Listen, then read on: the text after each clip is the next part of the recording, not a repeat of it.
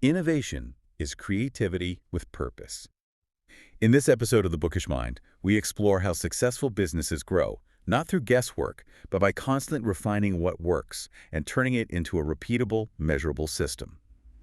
Welcome to the deep dive. We've got some really foundational stuff to dig into today.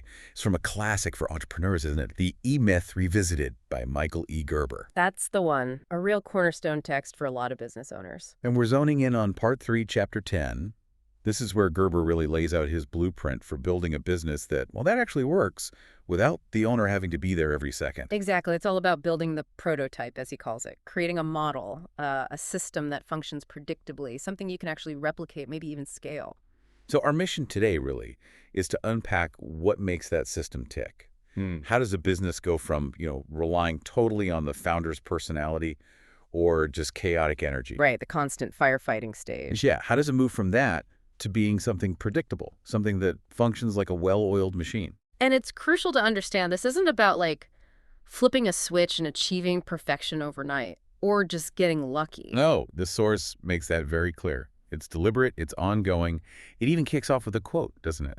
From Peters and Waterman. Ah, yeah. In search of excellence. That's a great quote to start with. It talks about successful companies having a tolerance for failure. Which sounds a bit odd at first, maybe. It does, but it's not about celebrating failure itself. It's about failure as a learning tool. They mention champions making lots of tries and experiencing setbacks so the organization learns. Right, so that learning, that constant tweaking and improving, that's baked right into the process Gerber describes. Absolutely. That quote sets the perfect tone. Building this prototype, the system, it's not a straight line. It's a cycle, isn't it? Try something, measure it, learn from it, make it better, repeat. And Gerber calls this cycle the business development process. That's the term he uses. The engine driving the business's growth and consistency. Okay, so let's really get into this business development process. What's at its core? What's the foundation made of, according to the source? Gerber breaks it down into 3 core activities. They're distinct, but they're also totally interconnected. You can't really separate them. Okay, and they're not just steps you do once. No, definitely not. They're ongoing disciplines. They're how a business achieves what he calls its natural evolution, systematic growth, adaptation. Got it. And these 3 activities are Innovation, quantification, and orchestration. innovation, quantification, orchestration. Okay. And Gerber really stresses that they have to work together in this constant loop. Focusing on just one or even 2 won't cut it. You need all 3 firing together. Right, let's dive into the first one then, innovation. We hear that word thrown around all the time. Does Gerber mean, inventing the next iPhone? Not necessarily. He makes a really important distinction right off the bat between creativity and innovation. Okay, what's the difference in his view? Creativity is the thinking part, coming up with new ideas, brainstorming, that sort of thing. But innovation is about doing new things. It's the execution. So it's about putting ideas into action within the business. Exactly. He quotes Theodore Levitt, "Creativity thinks up new things. Innovation does new things. It's the implementation that actually counts in this model." That makes sense. It shifts the focus from just having ideas to actually making changes happen. Yeah. And he uses the franchise revolution as a big example of this kind of innovation, doesn't he? He does, and it highlights something really critical. The big successful franchisors, they didn't always innovate the product itself in some revolutionary way. Right, like Ray Kroc didn't invent the hamburger. Precisely. Their genius, their innovation was in the process. How the burger was made, how it was sold, the environment it was sold in, the whole customer experience. They innovated the delivery system. So if you're, say, a franchise operating one of those businesses, the whole system itself becomes a marketing tool. Absolutely. Every single step, every interaction, how clean the place is, how quickly you get served, the uniform the staff wears, it's all part of a carefully designed process to attract and keep customers. Each little piece is a way to stand out, not just the core product. Especially in businesses where, as Gerber puts it, the business is the product. Think fast food, certain types of retail, standardized services. The consistency is a massive part of the value. how you interact with the customer becomes potentially more important than what you're selling. And a really key point the source makes is that these innovations don't have to be massive, expensive changes. No, not at all. And this is where it gets really practical and, frankly, quite eye-opening. They can be incredibly simple tweaks to how things are already done. Okay, give us an example. The source talks about the retail greeting, right? That's a classic. It is. Think about walking into a store. What's the almost automatic greeting you usually get? May I help you? Yep. And what's the equally automatic response, even if you might need help later? No thanks, just looking. Right. So the source asks, why do salespeople keep using a line that invites that brush off? Good question. What's the answer? Well, the slightly cynical take in the source is that it lets the salesperson off the hook. If you say you're just looking, they feel like, okay, job done. I don't need to actually engage or, sell. Huh. I can see that. It becomes a kind of ritual that prevents real interaction. And the cost of that is huge in lost opportunities. Massive. A fortune, Gerber says. So the proposed innovation is dead simple. Just change the words instead of, may I help you? Try. Hi, have you been in here before? Okay, hi, have you been in here before? How does that change things? Well, think about it. You can't really say just looking to that, can you? You have to say yes or no. True. It forces a different kind of answer. And neither answer lets the salesperson off the hook easily. So if the customer says yes, the script is something like, oh, great. Well, we've actually got a special program for our returning customers I'd love to tell you about quickly. And if they say no? Then it's, oh, wonderful. Welcome.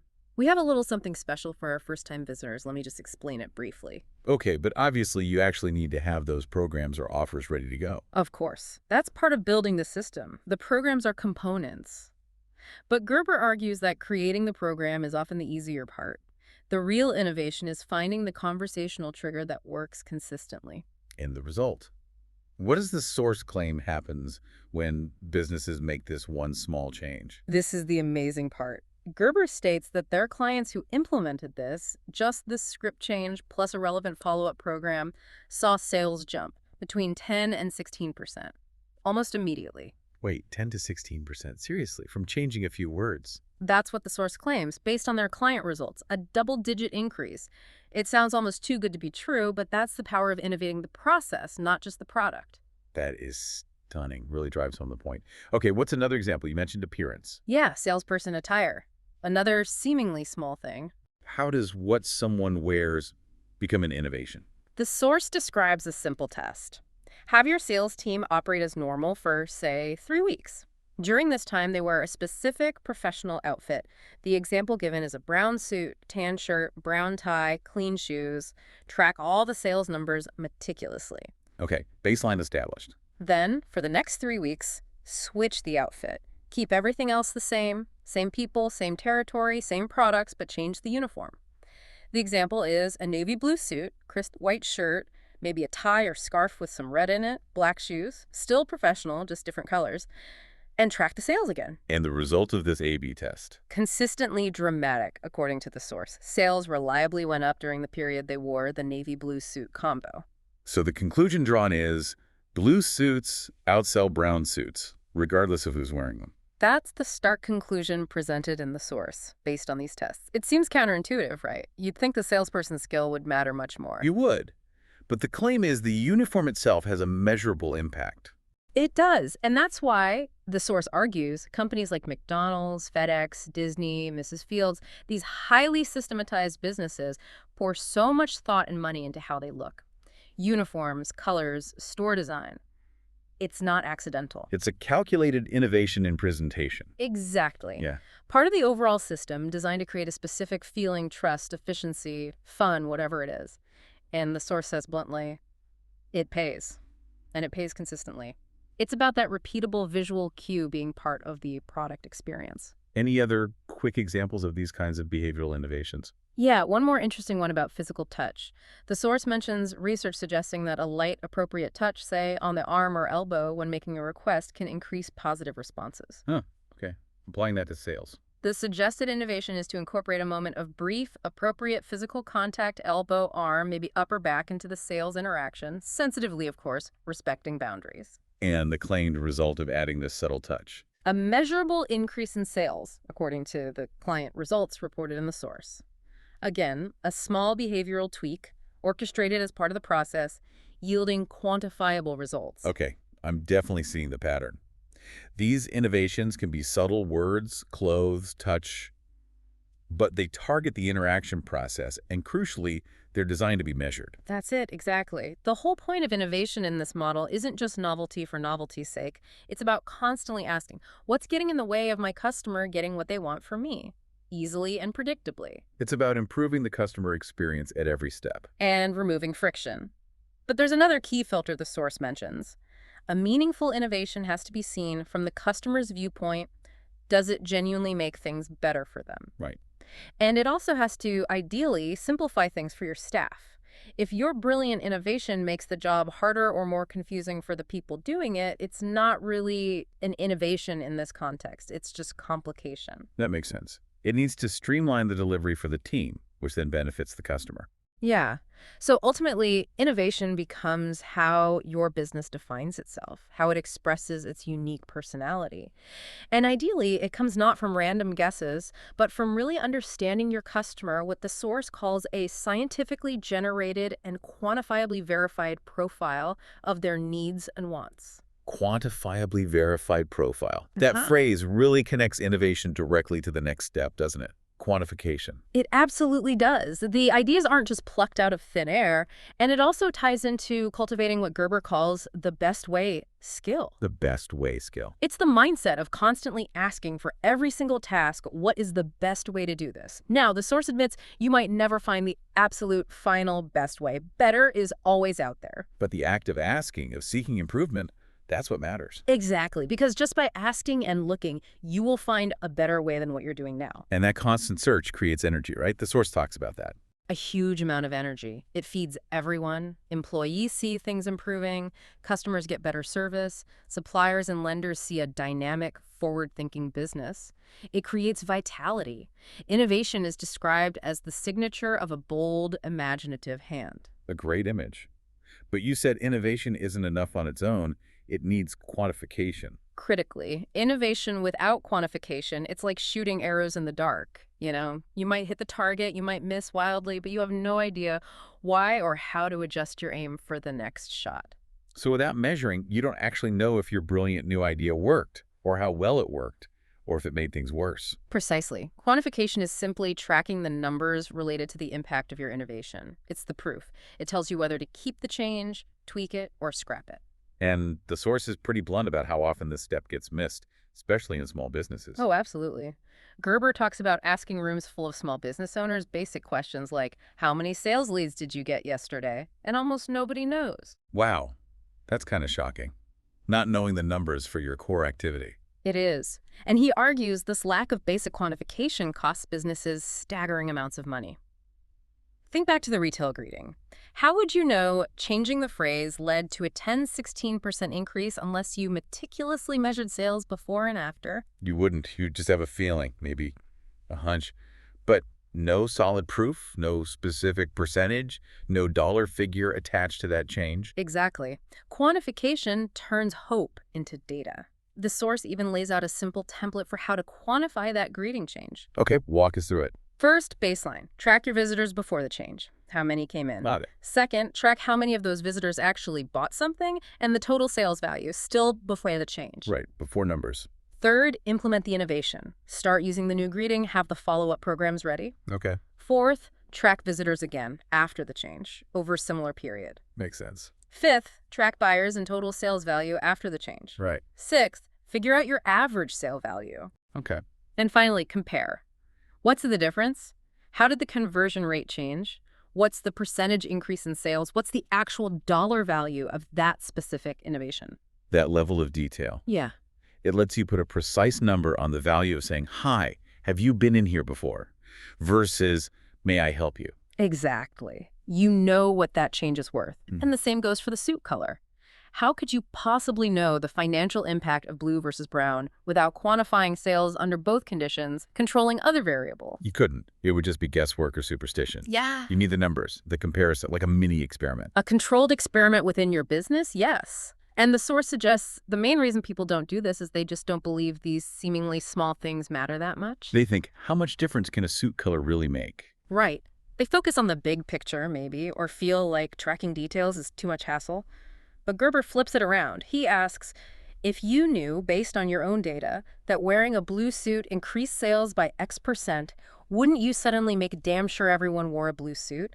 Wouldn't that detail become incredibly important? Yeah, of course you would. It reframes the whole idea of what's important.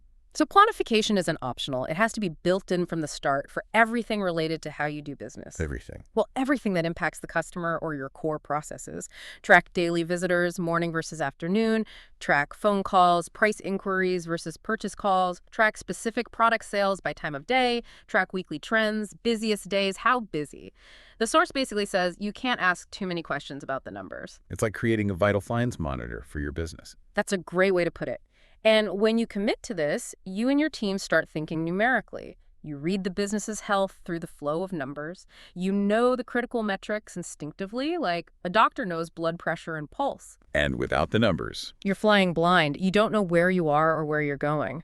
But with the numbers, the source says, the business comes alive. It's full of possibilities because you can see what works and what doesn't. Okay, so innovate something better, quantify its positive impact, and then comes number 3, orchestration. Right. Orchestration is what you do after you've found and proven a better way through innovation and quantification.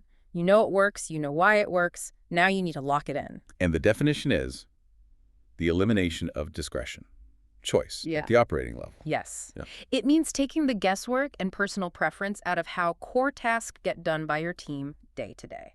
Why is eliminating discretion so important? Doesn't that sound kind of restrictive, maybe even demotivating? It can sound that way initially, but the argument is without orchestration, nothing is truly predictable. Not for you, and definitely not for your customer. If every employee does things their own way, greets customers differently, answers the phone differently, makes the coffee differently, you get inconsistency, variability. Which leads to chaos, not order. Exactly. It undermines quality and the customer experience. Gerber quotes Levitt again here quite powerfully.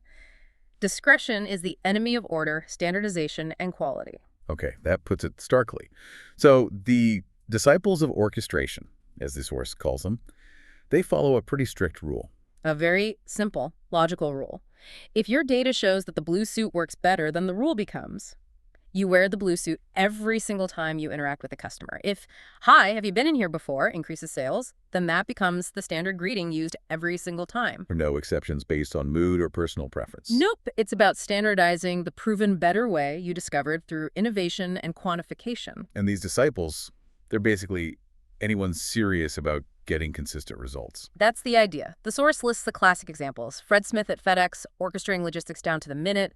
Tom Watson at IBM, building a culture of specific processes. Ray Kroc, standardizing every detail at McDonald's. Walt Disney controlling the show. The Fields, ensuring every cookie was consistent. And what's the fundamental belief these leaders shared? A really core truth, according to Gerber. If you haven't orchestrated it, you don't own it. If you haven't orchestrated it, you don't own it. Meaning, What exactly? Meaning, if you haven't documented it, systematized it, trained people on the specific proven way to do it, then that process isn't reliably yours. It just exists in the habits or whims of individual employees. And if you don't own it, Then you can't depend on it. It won't happen the same way every time. And if you can't depend on your core processes, then you don't really have a franchise. Now, franchise here isn't just the legal model, right? No, Gerber uses it more broadly. It just means your unique way of doing business, your special sauce, the methods and interactions that make your company work. The point is, if your unique way isn't orchestrated, you don't have a model you can reliably repeat or scale. So unless your proven method can be done the same way every time by anyone trained in your system, you haven't really captured it. You've lost control. Exactly. You're stuck relying on unpredictable human variability, and the source is quite blunt about human nature. The only thing people do predictably is be unpredictable. We all have good days and bad days, different energy levels, different interpretations. So the solution to human unpredictability is the system. Yes. For the business to be predictable, the people need to operate predictably within the system. Orchestration provides the script, the checklist, the defined steps. It's the vehicle for consistency. And the ultimate point of all this consistency is Giving the customer what they want, how they expect it, every single time because, the source argues, if they don't get that consistent quality and experience, eventually they will go somewhere else that offers it. So orchestration isn't just internal housekeeping. It's fundamental to building customer trust and loyalty. It's described as the glue holding you to positive customer perceptions. It provides the certainty people often crave. It's the order and logic. Put simply, orchestration means defining how you do things, how you look, how you speak, how you are, and doing it that way consistently, as long as it works. As long as it works. That's the crucial caveat. Absolutely. And when it doesn't work any longer, change it. Which brings us right back around the loop. Orchestration isn't about being mindlessly rigid forever. It's about standardizing the current best practice, which is always open to the next round of innovation and quantification. So this whole business development process, it's never finished. It's not a project with an end date. Definitely not. The source is very clear. It's something you do all the time. You innovate, quantify, orchestrate. Then you keep innovating, quantifying, and orchestrating that same process because the world changes. And you do it for all your core processes. Why is that constant motion so essential? Why can't a business just get its system right and then relax? Because the world doesn't relax. The source uses a strong image.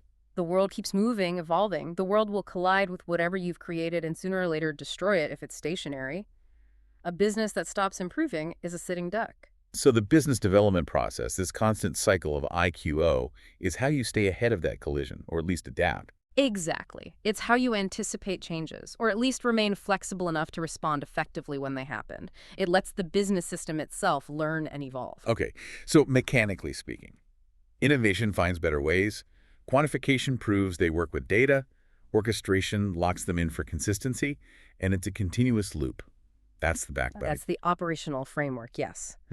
But the source then anticipates a very natural human reaction to all this talk of systems and eliminating discretion. Right, this sounds kind of robotic feeling, like the character Sarah in the book, who felt orchestration sounded mechanical, maybe even soul-crushing. It's a common feeling, and Gerber acknowledges it. He says, look, if the process was only orchestration, just mindless routine, yeah, that would be deadening. Just habit without purpose. But the mistake is looking at orchestration by itself, right? Separating it from the innovation that sparked the change and the quantification that validated it.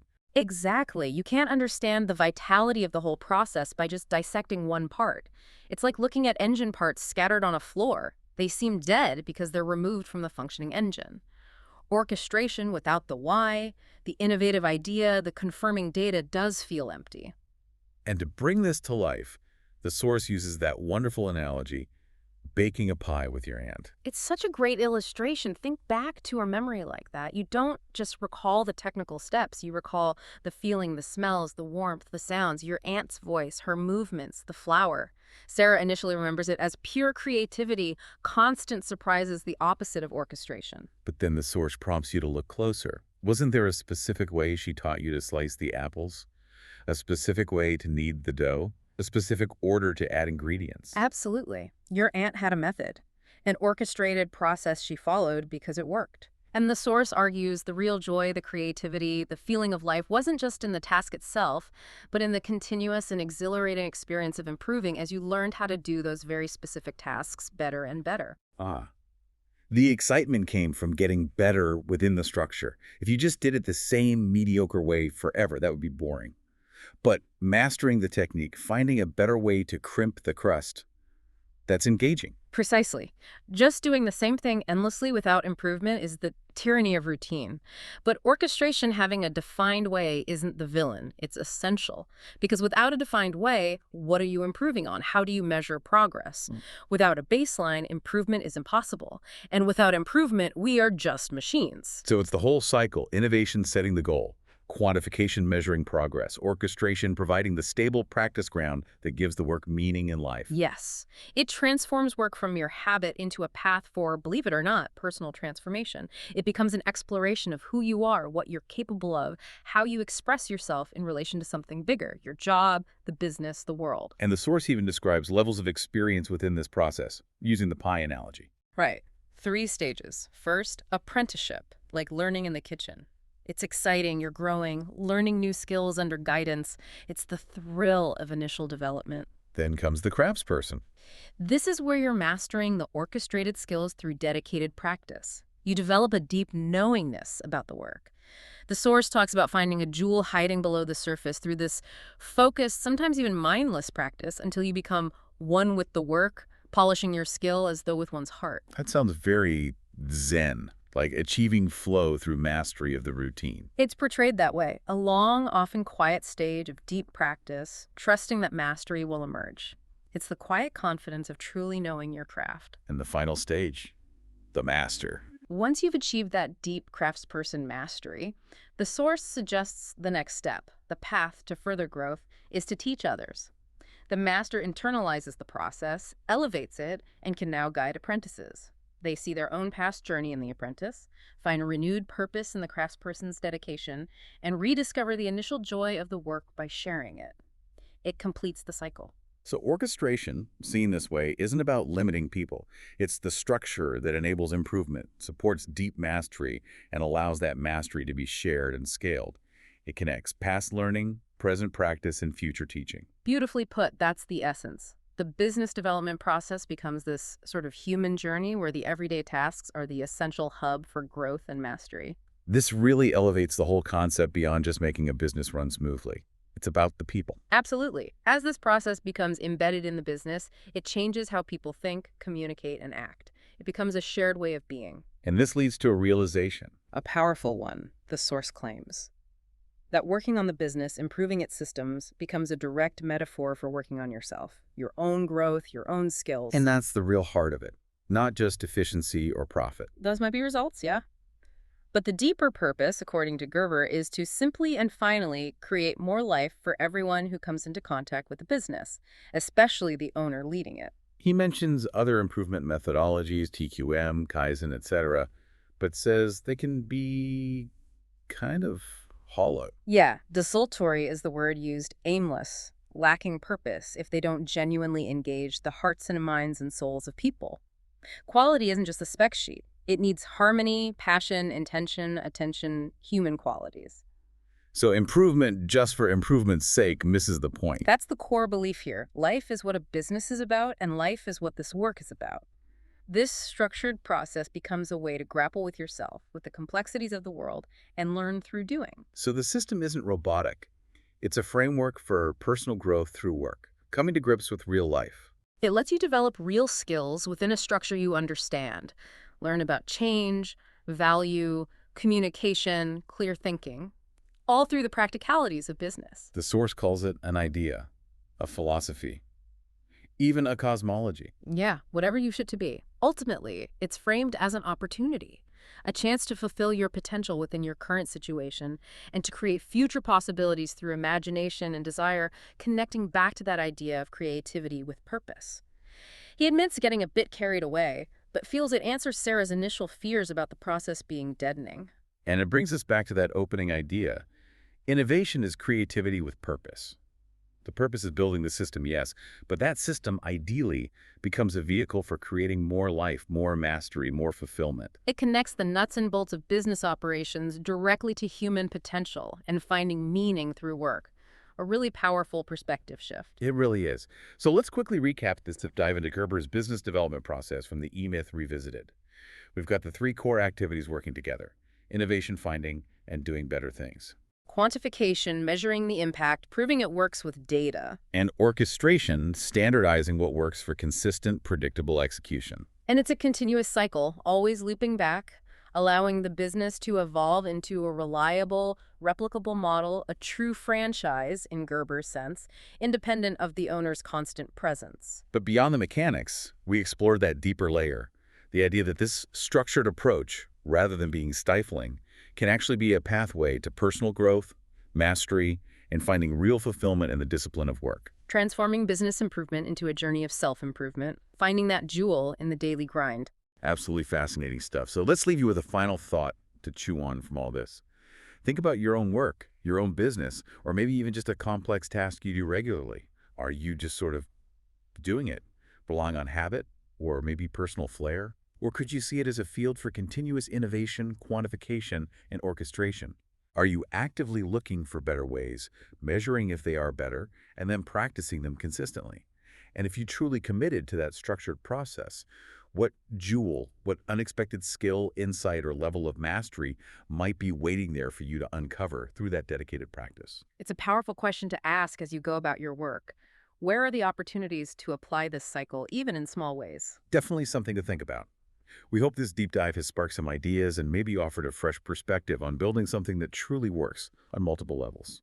Join us next time for another exploration here on The Bookish Mind.